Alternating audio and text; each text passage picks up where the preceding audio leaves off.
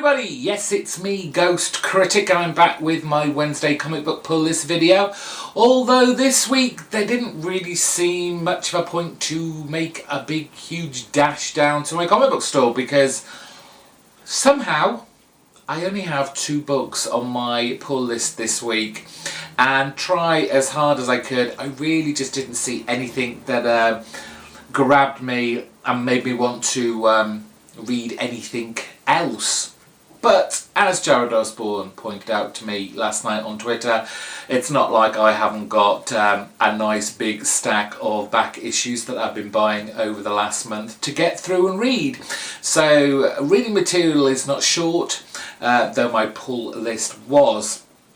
Before I get on to that, we had 3 new subscribers this week. Thank you very much to Joe Noir, Cusset Clone 81 and David TC78, who all subscribed to my channel over the last 7 days. If you subscribe to my channel over the next 7 days, you will get a shout out in next Wednesday's video.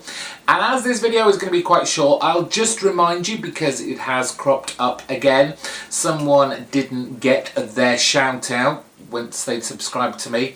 If you set your subscriptions to other channels on private, then I won't get a notification that you have subbed to my channel. And then all that happens is my sub count goes up 1, but I don't know who you are.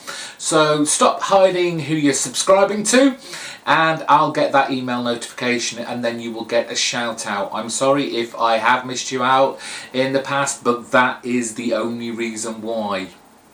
So moving on, didn't manage to get my Sunday comic book review video out on time, so it came out on Monday. It was another long one. It was exhausting. It felt, by the time I'd finished, a little bit all over the place, and I apologise for that. But when you've got 12 or 13 books on your pull list and you want to do not as short as video as you can, but not for it to drag on too long, because I don't really like making really long videos, your mind just starts racing and you miss probably quite a lot out and your thoughts get all jumbled up. So I'm guessing this Sunday's comic book review video will be incredibly short, because these are the books that I picked up, which was Paper Girls issue number 14 from Image Comics, Brian K. Vaughan and Cliff Chang, with Matt Wilson on colours. This has been more so than usual playing around with the time element of this. At the moment, our set of girls are in, I guess, prehistoric times, and now little kind of time portal windows are opening, and this is how it's linking to past storylines, which is clever. Not as if we've not read this kind of thing before, but still it's a nice little touch and just kind of draws all the other little bits in, and clearly obviously gives you answers of where some stuff have appeared from. Last issue we had one of the girls have a kind of prophecy vision, and one part of that was her kissing one of her friends, her female friends. We'll see if there's any fallout from that. But I've been really enjoying Paper Girls. It does have that kind of slow, methodical kind of flow to it, where, you know, nothing is like super fast action, and Brian K. Vaughan gets to focus a lot more on the characters to push the story ahead, as well as what's actually going on in the story. So I like that. It's one of those books that I will continue to pick up, as far as Brian K. Vaughan has got stories to tell in this, but it'll be interesting to see how all the future selves are going to be put into play in the book. But just a great thing. Oh, there's a lovely kind of double page spread there from Cliff Chang. The artwork is nice. It's this kind of pastel looking colour palette that they use in every issue, and just really enjoy. They usually do these wraparound cover so you can see all that as well.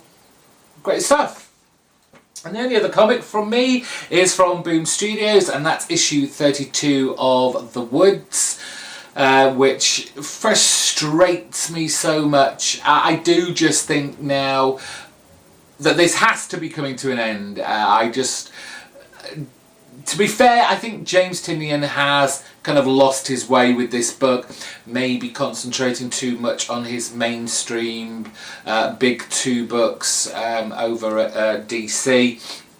It's just kind of lost its way. I don't really know what's quite going on anymore. There's been some nice elements. One of the kids has somehow made it back to Earth, and she's dealing with the fallout from that. Them obviously wanting to cover up that a whole school has just been kind of disappeared, abducted into space.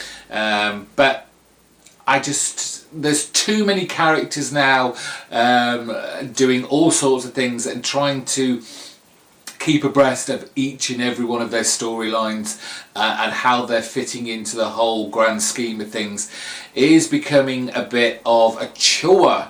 But like I said, I just can't imagine this book going on much longer, so I'm kind of digging my heels in and I'm just going to collect it till the end.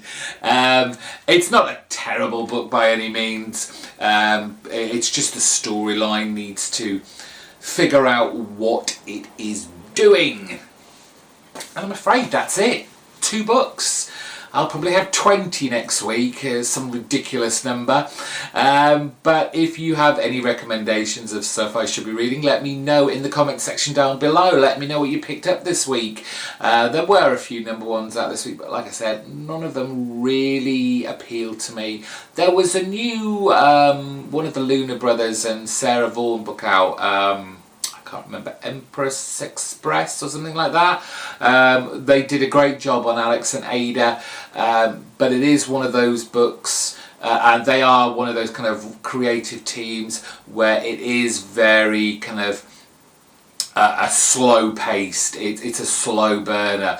Their books don't tend to have a great deal of like oomph and action in them, and I didn't know whether I wanted really to get into a book like that again, so I kind of left it behind. But if I hear people saying good things about it, he seemed to have bought plenty of them, I'm sure there'll be some when I get back. So for now, I'll see you again soon. Like this video, subscribe if you want to see more, and let me know in the comment section anything. Say hello if you're new. Say hello, tell me how you found me, all that good stuff. Until next time, bye bye.